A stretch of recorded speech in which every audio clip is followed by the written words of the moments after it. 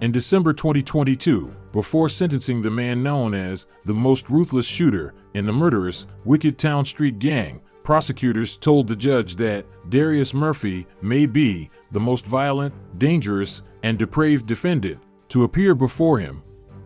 When the time finally came for U.S. District Judge Thomas Durkin to sentence Murphy, who admitted to murdering 7 people in less than 3 years, the judge recalled that prediction by the feds. He then looked straight at Murphy, and he said, "You are. I don't know if you have a soul," Durkin said. The judge then sentenced Darius Murphy to 50 years behind bars, pursuant to a plea deal agreement. In doing so, he accepted the argument that Murphy's deal gives finality to the families of Murphy's victims, who will be spared the risks of a trial and what could be a years-long appeals process. Still, the judge said the sentence mocks the values of the victims.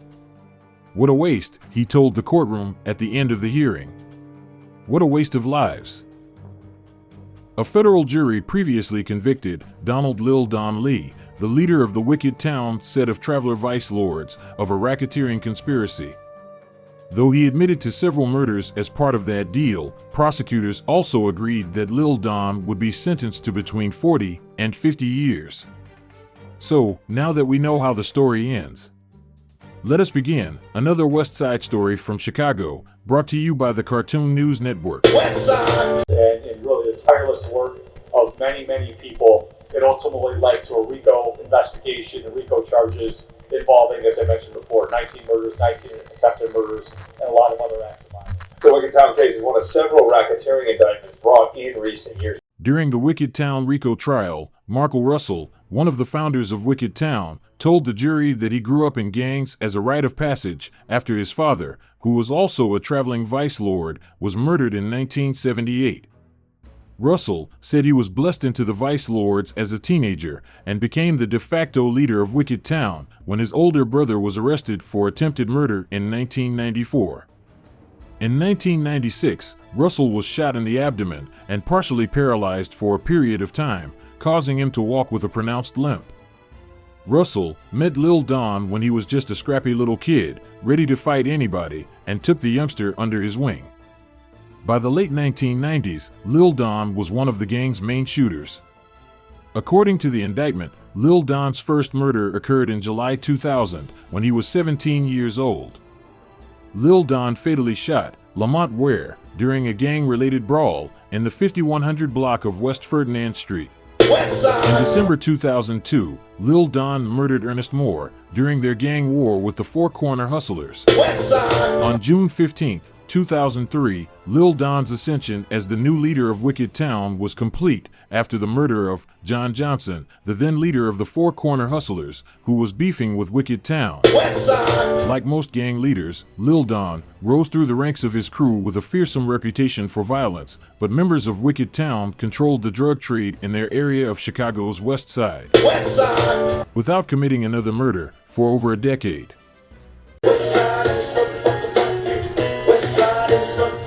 On December 21, 2014, a man was fatally shot and an 8-year-old boy was injured in a robbery on a Sunday evening in Chicago's Austin neighborhood.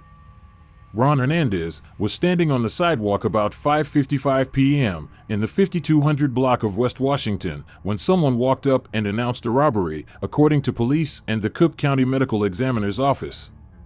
Hernandez, who lived on the same block, was shot in the abdomen and taken to Stroja Hospital, where he was pronounced dead at 10:51 p.m., authorities said.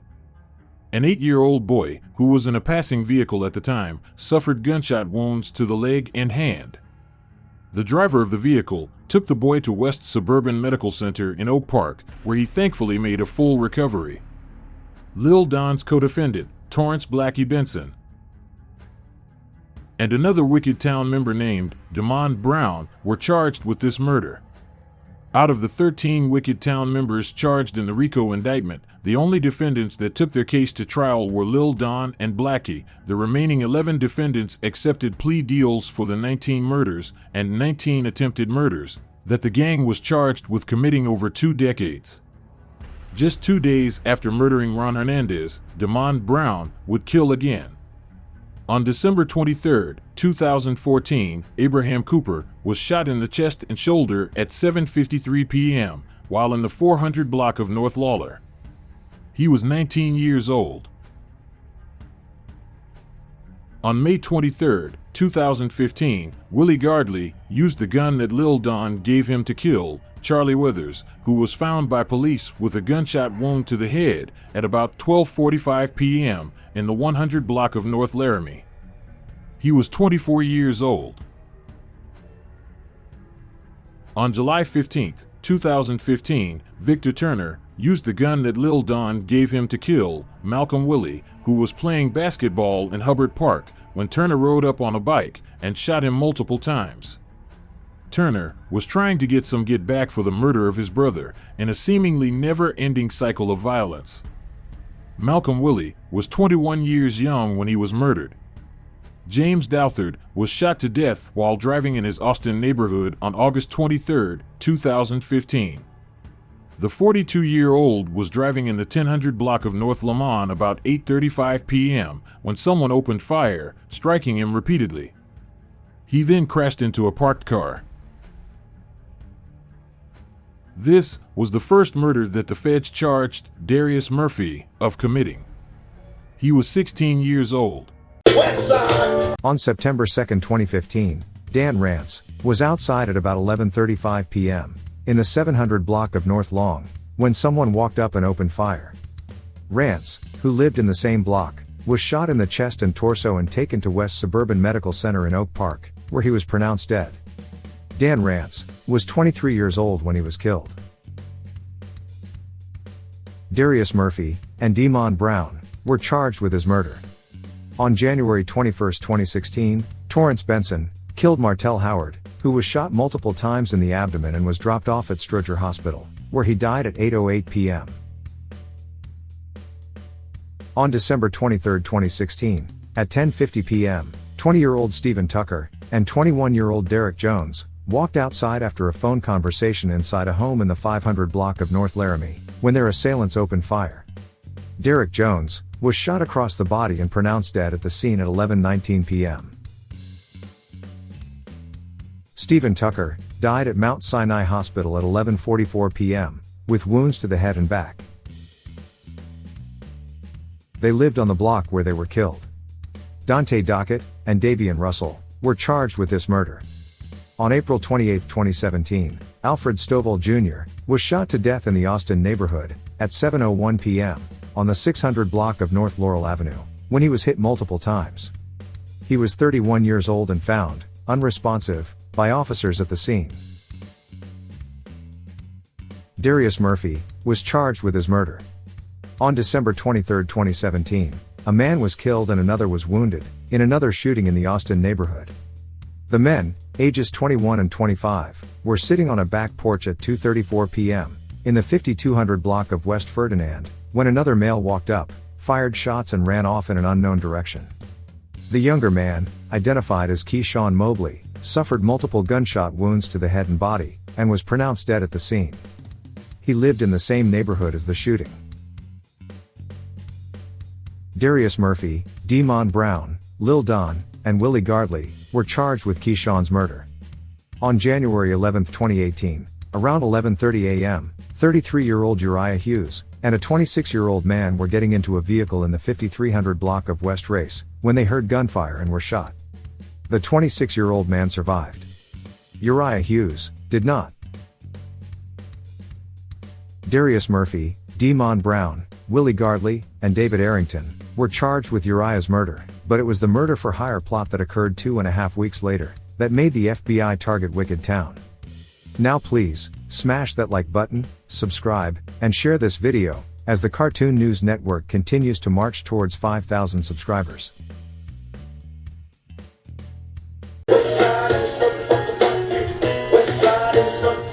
At trial, prosecutors said 3 rules govern the gang. Number 1 was that Wicked Town members were never to lose a gun, number 2, never talk to law enforcement, and number 3, gang members were expected to use violence to advance their goals. You don't ever sell one of the guns that can save one of the guy's life, Lil Don told a fellow gang member in an April 2019 phone call. At trial, another one of Wicked Town's shot callers, Deshaun Morgan, even acknowledged sending a longtime friend to his death because of the mistaken suspicion that the friend had snitched on him to authorities. That friend, Donald Holmes Jr., was shot to death along with Diane Taylor, in a Jeep Cherokee on January 31, 2018, in the 4700 block of Arlington Street. Darius Murphy was later caught on tape bragging that he shot Holmes and Taylor in their heads. The Jeep was sitting outside Murphy's home at the time of the killings. Morgan testified that Lil Don later told him it was a dumb idea to have the pair killed right in front of Murphy's house.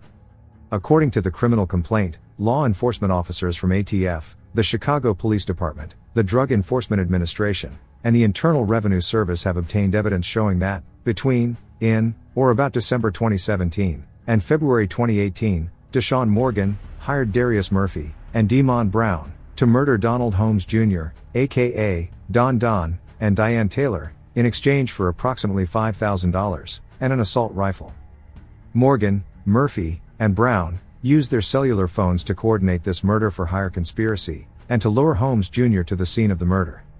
As discussed below, on January 31, 2018, at approximately 11:13 p.m., Donald Holmes Jr. and Diane Taylor were murdered inside Holmes Jr.'s 2017 Jeep Cherokee, while parked on the 4700 block of Arlington Street, on the west side of Chicago. Both victims were shot multiple times in the back of the head by a Smith & Wesson 9mm semi-automatic pistol. In September and October 2018, a cooperating defendant, acting at law enforcement's direction, wore a concealed recording device and participated in recorded conversations inside Cook County Jail with Murphy and Brown. During those recorded conversations, Murphy and Brown explained that Morgan hired them to murder Holmes Jr. because Morgan believed Holmes Jr. was working as a confidential informant and providing information to law enforcement about, among other things, Morgan's heroin trafficking. During the recordings, Murphy admitted that he was the one who shot and killed both Holmes Jr. and Taylor, and he explained that he did so by shooting each of them in the head several times. Murphy and Brown stated that, after carrying out the double murder, Morgan paid them at least $5,000 and an assault rifle. Though he was not working with law enforcement at the time of his murder, Holmes Jr. had in fact been a cooperating source with the FBI.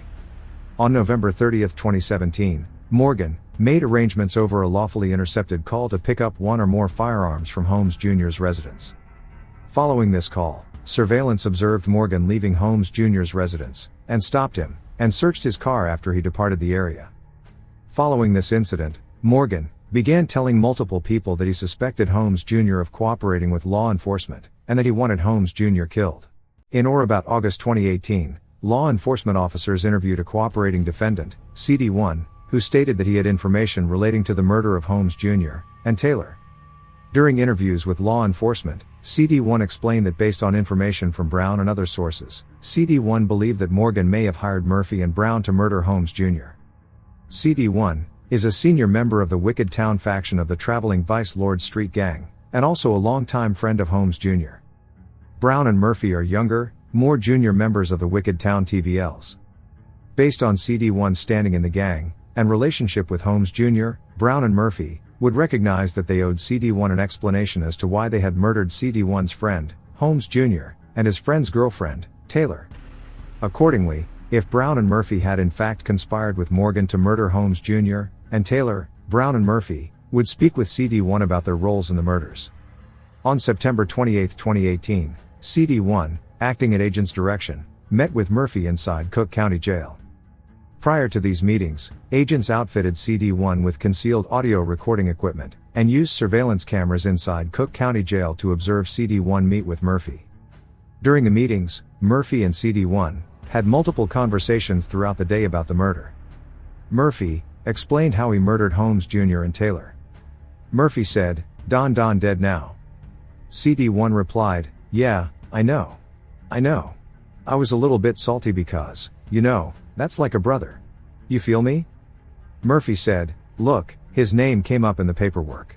I'm talking about paperwork. Murphy said, after that, I know who Don is, you feel me? I gotta do him. You feel me? After that, Tiny come get down on me man. Don, this, the same motherfucker. Okay, what you got for me? He said, "I got a couple of bucks for you." Bam. We get up with Don. Put me in the car with him. I call the nigga. I'm at the house. He pull up. His bitch driving. He in the passenger seat. He try to hand me something through the window. I say, "Nah, man." I get in the back seat. Shoot that bitch in the back of his shit. Pow pow. Murphy continued, his bitch tried to bail out. I grabbed her by the back of her wig. I said, "Where you going?" Pow pow. I hit her in her shit 2 times. Then I turn, hit him in his shit 2 more times. Pow pow. Take the work. I'm out this bitch. On October 15, 2018, CD1 again participated in recorded conversations with Murphy inside Cook County Jail. Prior to these meetings, agents outfitted CD1 with concealed audio recording equipment, and used surveillance cameras inside Cook County Jail to observe CD1 meet with Murphy. During the meetings, Murphy and CD1 had additional conversations throughout the day about the murder. Murphy said, "I didn't know Don from a can of paint. So, it ain't my fault I killed him." CD1 said, "I ain't gonna worry about it." Murphy responded, "Listen.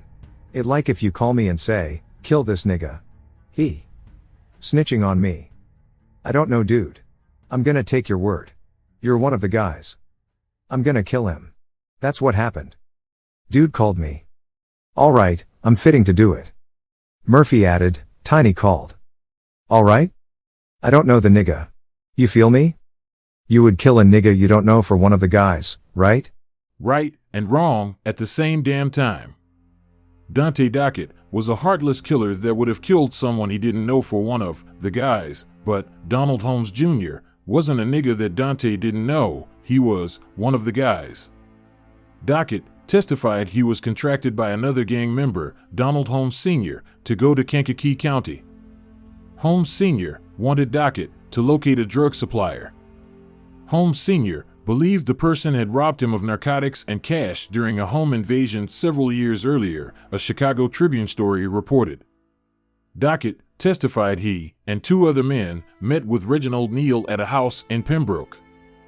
Dockett said one of Neal's sons let them in. The trio pulled guns and accused Neal of robbing the gang. One of the other 2 men shot Reginald Neal in the head, Dockett testified. Dockett said he shot D'Angelo Neal in the head as he was lying on the floor. Neal's other son, Devontae Hopkins, was shot in the head by Dockett when Hopkins opened the door to his bedroom. Dockett testified Neal's sons were killed because they could be witnesses. On October 2, 2016, a family member discovered the bodies of the 3 men. There were no signs of forced entry, and the victims were found in different parts of the home, sheriff's officials told the Daily Journal at that time. Dockett, Lee, and Benson, along with 10 other members of the gang, were indicted in October 2021 on charges of acts involving murder and robbery, illegal trafficking of controlled substances, and illegal possession, and trafficking of firearms. Prosecutors charged the 13 gang members with committing 19 murders between July 22, 2000 and August 22, 2020. Dockett pleaded guilty in federal court to fatally shooting 6 people and attempting to kill 2 others. Dockett agreed to wear a wire and record conversations while in jail in 2018. Dockett did so after his longtime friend and fellow gang member Donald Holmes Jr. and Holmes' girlfriend, Diane Taylor, were shot and killed, and Wicked Town members were suspects in their deaths. Holmes was the son of Donald Holmes Sr. Officials in the gang believed Holmes Jr. was an informant.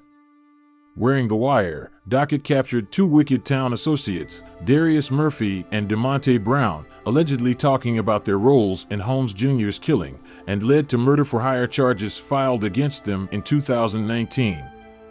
Dockett agreed to plead guilty to racketeering conspiracy involving the 6 murders, 2 attempted murders, and drug trafficking as a member of the Wicked Town gang. But Wicked Town would commit murders numbered 18 and 19 before the gang was finally brought down by the feds.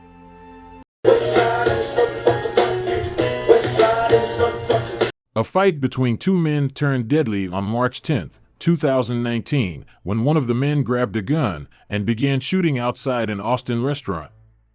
Victor Turner initially got into a verbal confrontation with Sammy Hodges. But when the fight turned physical, Turner went to his girlfriend's vehicle, which was parked in front of the restaurant, and returned with a gun. Turner then allegedly fired into the crowd that had formed outside the restaurant in the 600 block of North Cicero. A witness repeatedly tried to restrain Turner, who continued to fire, striking 43-year-old Hodges in the upper back and left thigh. Hodges was rushed to Stroja Hospital, where he was pronounced dead. The men were acquaintances. Witnesses knew Turner, and 2 people identified him as the shooter. Additionally, another witness, who did not see the shooting but knows Turner, identified him on video surveillance. Prosecutors did not say what led to the fight between the 2 men. Turner admitted to the shooting during a video-recorded interview with detectives. On August 22, 2020, a man was shot to death, and 2 other people were injured in the Austin neighborhood on the West Side. They were standing outside at 12:13 a.m. in the 800 block of North Laurel Avenue when David Arrington got out of a black Jeep Cherokee and opened fire. A 26-year-old man named Ronald Boyd was shot in the neck, chest, and leg. He was taken to Mount Sinai Hospital, where he was pronounced dead. And this ends the sad, destructive story of the wicked town, traveler vice lords, the gang without souls.